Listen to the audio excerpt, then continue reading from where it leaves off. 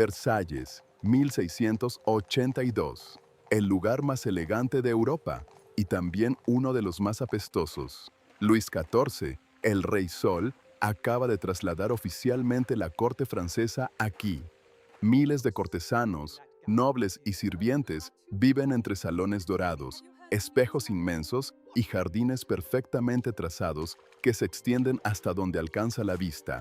Pero basta con caminar por esos pasillos brillantes para tener que esquivar charcos de orina. Las elegantes pelucas que todos llevan están infestadas de piojos.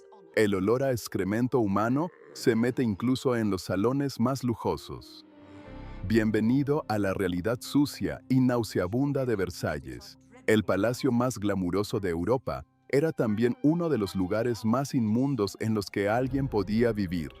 Esta es la historia que las películas de época nunca muestran. Y aquí estaba el gran problema de Versalles. Fue diseñado para impresionar, no para funcionar. Cuando Luis XIV decidió convertir el pabellón de casa de su padre en el palacio más grandioso de Europa, pensó en la estética. Quería salones majestuosos, fachadas imponentes, jardines espectaculares. ¿Y en qué no pensó? En los baños. En su momento de mayor esplendor, el Palacio de Versalles albergaba a unas 10.000 personas, cortesanos, nobles, sirvientes, guardias y administradores. 10.000 personas viviendo dentro de un mismo complejo. ¿Y cuántos baños había? Prácticamente ninguno. No existían baños como los conocemos hoy. No había inodoros con cisterna ni sistema de alcantarillado. Había algunas sillas retrete colocadas sobre orinales en las habitaciones privadas de la realeza y de la alta nobleza. Pero para las otras 9.900 personas, básicamente no había nada. Entonces, ¿qué hacía la gente cuando tenía que hacer sus necesidades? Quien podía, usaba urinarios portátiles. La mayoría simplemente buscaba cualquier rincón, un pasillo vacío, detrás de una cortina, en una escalera o en los jardines. Las memorias de la princesa Palatina, cuñada de Luis XIV, lo describen con total claridad. En sus cartas, relataba con horror cómo la gente orinaba y defecaba en los pasillos del palacio, y cómo incluso los nobles hacían sus necesidades detrás de las puertas durante las ceremonias de la corte. Según ella, el hedor era insoportable. Luis XIV intentó controlar la situación con decretos. Prohibió orinar en los pasillos e impuso multas, pero era imposible vigilarlo todo. ¿Cómo controlas a 10.000 personas las 24 horas del día? Los sirvientes tenían la tarea de limpiar los corredores cada mañana, pero era una batalla perdida. Para el mediodía, todo volvía a estar sucio. Ahora hablemos del baño, o mejor dicho, de la ausencia de él. Contrario al mito popular, en el siglo XVII, la gente sí se bañaba de vez en cuando, pero existían muchas ideas erróneas sobre el baño que limitaban esta práctica. Después de la peste negra, en el siglo XIV, muchos médicos europeos empezaron a decir que bañarse era peligroso. Creían que el agua caliente abría los poros de la piel y permitía que las enfermedades entraran en el cuerpo. Esa idea sobrevivió durante siglos. En 1682, la mayoría de los médicos todavía advertía contra los baños frecuentes. Entonces, ¿cómo se mantenía limpia la gente en Versalles? Con lo que llamaban el baño seco. Se cambiaban con frecuencia la ropa interior de lino. La teoría era que el lino absorbía la suciedad y el sudor del cuerpo. Cambiarse la camisa interior se consideraba casi equivalente a lavarse. Los nobles ricos podían cambiarse varias veces al día. Eso se veía como el máximo nivel de higiene. Cuanto más a menudo cambiabas tu lino, más limpio eras a ojos de los demás. También usaban perfume, muchísimo perfume. Se rociaban agua de rosas, agua de lavanda y aceites perfumados, no tanto para oler bien, sino para tapar el mal olor corporal. El propio Luis XIV se frotaba alcohol perfumado en el cuerpo todas las mañanas, pero según los testimonios históricos, apenas se daba un baño completo con agua 3 o 4 veces al año. La mayoría de los cortesanos se bañaba todavía menos, 1 o 2 veces al año, como mucho. El resultado, en Versalles, todo el mundo olía mal. Los perfumes ayudaban, sí, pero no lograban ocultar del todo el olor de cuerpos sin lavar, ropa empapada de sudor y una higiene bucal casi inexistente. Las pelucas elaboradas son uno de los símbolos más icónicos de Versalles, esas enormes pelucas empolvadas que aparecen en todos los retratos de la época. Pero hay algo que esos cuadros no muestran. Las pelucas estaban llenas de piojos. Las pelucas se pusieron de moda en la corte francesa por una razón muy práctica. Luis XIV empezó a quedarse calvo a los 30 años. Para disimularlo, comenzó a llevar pelucas elaboradas, y cuando el rey hacía algo, toda la corte lo imitaba. Muy pronto, hombres y mujeres de la nobleza llevaban pelucas gigantescas. Algunas alcanzaban medio metro de altura. Estaban hechas de cabello humano, crin de caballo o fibras vegetales. Se espolvoreaban con harina de trigo o almidón para conseguir ese característico color blanco, y se convertían en el lugar perfecto para que vivieran los piojos. Piénsalo bien, una masa densa de pelo o fibras sobre la cabeza, casi nunca lavada porque eso la estropearía. Se usaba día tras día, acumulando sudor, calor y polvo. A los piojos les encantaba. Según estudios de historia social publicados por la Universidad de la Sorbona, prácticamente todo el mundo en Versalles tenía piojos. Era tan común que no se veía como algo vergonzoso, simplemente era parte de la vida. Los nobles incluso tenían unas varillas largas, a veces elegantemente decoradas, hechas específicamente para rascarse la cabeza por debajo de la peluca sin estropearla. Esos rascadores eran accesorios bastante habituales. Las damas de la nobleza a veces colocaban pequeñas trampas dentro de sus enormes peinados para atrapar a los piojos que caían, y las pelucas nunca se higienizaban de verdad. Cuando una peluca estaba demasiado infestada o empezaba a oler mal, simplemente se sustituía por otra nueva. Claro, si tenías dinero para hacerlo, y si no, seguías usando la infestada. Los banquetes de Versalles eran legendarios, platos elaborados, múltiples servicios, presentaciones extravagantes. Pero la higiene en la preparación de la comida era, como mínimo, dudosa. Las cocinas estaban lejos del salón principal. ¿Por qué? Para que el calor y los olores de la cocina no molestaran a los nobles, pero eso significaba que la comida se enfriaba durante el trayecto. En invierno, llegaba prácticamente fría a la mesa. No había refrigeración. La carne y el pescado se estropeaban con rapidez. Los cocineros usaban especias fuertes y salsas pesadas, en parte para disimular el sabor de ingredientes que ya empezaban a descomponerse. Las intoxicaciones alimentarias eran frecuentes. Los registros médicos de la corte, conservados en los archivos nacionales de Francia, muestran numerosos casos de enfermedades digestivas entre los cortesanos. Y luego estaba la manera de comer. Los tenedores acababan de llegar a Francia, y muchos nobles todavía los consideraban una afectación innecesaria. La mayoría comía con las manos que rara vez se lavaban, manos que habían tocado sabe Dios qué a lo largo del día, todos metiendo sus manos sucias en platos compartidos. Las servilletas eran de tela y se reutilizaban. En teoría, debían cambiarse entre plato y plato. En la práctica, sobre todo entre la nobleza de menor rango, muchas veces se usaban durante toda la comida. El agua potable tampoco era precisamente fiable. El Sena, que abastecía buena parte del agua de la región, estaba contaminado con desechos humanos y animales.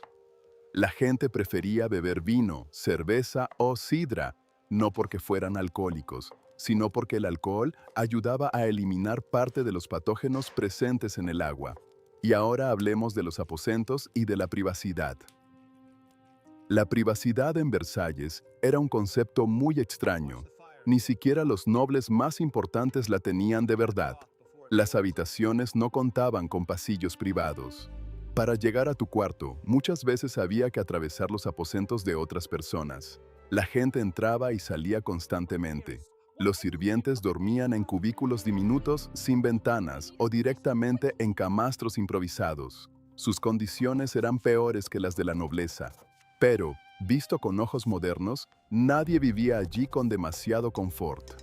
Las habitaciones no tenían una calefacción adecuada. Sí, había chimeneas, pero en un palacio tan enorme y con techos tan altos, era imposible conservar el calor. En invierno, el agua de las jarras se congelaba durante la noche. La gente dormía bajo montones de mantas pesadas. Y recuerda, no había baños. Si necesitabas ir al baño en mitad de la noche, usabas un orinal, si es que tenías uno. Por la mañana, un sirviente lo vaciaba. ¿Dónde? Muchas veces, simplemente arrojaban el contenido por la ventana, al patio o al jardín más cercano. Los suelos de madera absorbieron durante décadas orina derramada y otros fluidos corporales. El olor quedó impregnado en la madera de forma permanente. Por eso en Versalles se usaban perfumes tan intensos por todas partes, no solo sobre las personas, sino también rociados en las habitaciones y en los pasillos. Con unas condiciones tan insalubres, no sorprende que las enfermedades fueran constantes en Versalles. Las infecciones cutáneas eran muy comunes: sarna, forúnculos, abscesos. Sin antibióticos, este tipo de infecciones podían volverse graves. Las enfermedades transmitidas por el agua y los alimentos aparecían una y otra vez: disentería, fiebre tifoidea, cólera. Las enfermedades venéreas también eran endémicas en la corte. La sífilis, en particular, era muy común y no tenía un tratamiento eficaz. En fases avanzadas, podía provocar demencia, ceguera, parálisis y muerte. La viruela barría la corte regularmente. Sin vacuna, era una de las enfermedades más temidas. Mataba a cerca del 30% de los infectados y dejaba a los supervivientes marcados con cicatrices desfigurantes. La medicina de la época era primitiva. Los médicos de la corte recurrían a las sangrías para prácticamente todo. ¿Tienes fiebre? Sangría. ¿Dolor de estómago? Sangría. ¿Dolor de cabeza? Sangría. También usaban purgantes y enemas con una frecuencia enorme. Se dice que Luis XIV recibió más de 2000 enemas a lo largo de su vida. Eso se consideraba tratamiento médico estándar. La mayoría de los remedios eran preparados herbales. Algunos tenían cierto efecto real, muchos no servían para nada. El mercurio se usaba para tratar la sífilis. El problema es que el mercurio también es tóxico y probablemente mató a tanta gente como la propia enfermedad. La esperanza de vida, incluso entre los nobles ricos con acceso a los mejores médicos, era baja para los estándares actuales. Muchos morían a los 40 o 50 años. Y aquí está lo más fascinante de Versalles. Era, al mismo tiempo, el lugar más lujoso y uno de los más miserables para vivir en Europa. Había salones decorados con oro, pinturas de los mejores artistas, muebles exquisitos, jardines que requerían el trabajo de miles de jardineros. Pero para llegar a esos salones dorados, había que pasar junto a charcos de orina. Había que soportar el olor constante de miles de cuerpos sin bañar. Había que convivir con piojos. Había que correr riesgos permanentes de contraer enfermedades infecciosas. Y aún así, los nobles competían ferozmente por el privilegio de vivir en Versalles. Estar cerca del rey era la cumbre del éxito social, aunque las condiciones de vida fueran objetivamente terribles. Eso nos dice mucho sobre los valores de aquella época.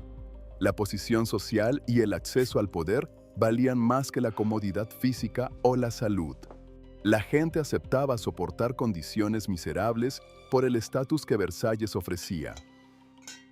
Y Luis XIV, el Rey Sol, el monarca absoluto, vivía en el centro de todo aquello. Sí tenía los mejores aposentos, sí tenía acceso a los mejores médicos, pero aún así vivía en un palacio que apestaba, sin fontanería adecuada, sin calefacción real, rodeado de enfermedades por todas partes.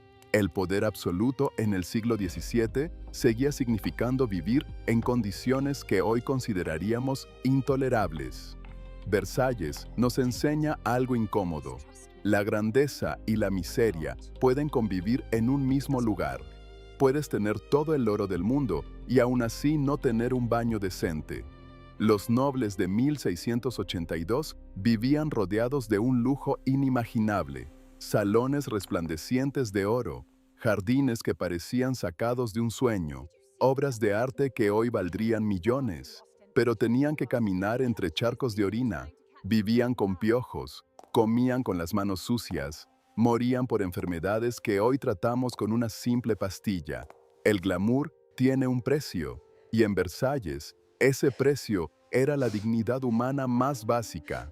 La próxima vez que veas una película sobre la corte francesa, con esos vestidos deslumbrantes y esas pelucas elegantes, recuerda esto: detrás de cada peluca había piojos, detrás de cada cortina había un charco de orina, detrás de cada sonrisa refinada había dientes podridos y aliento fétido.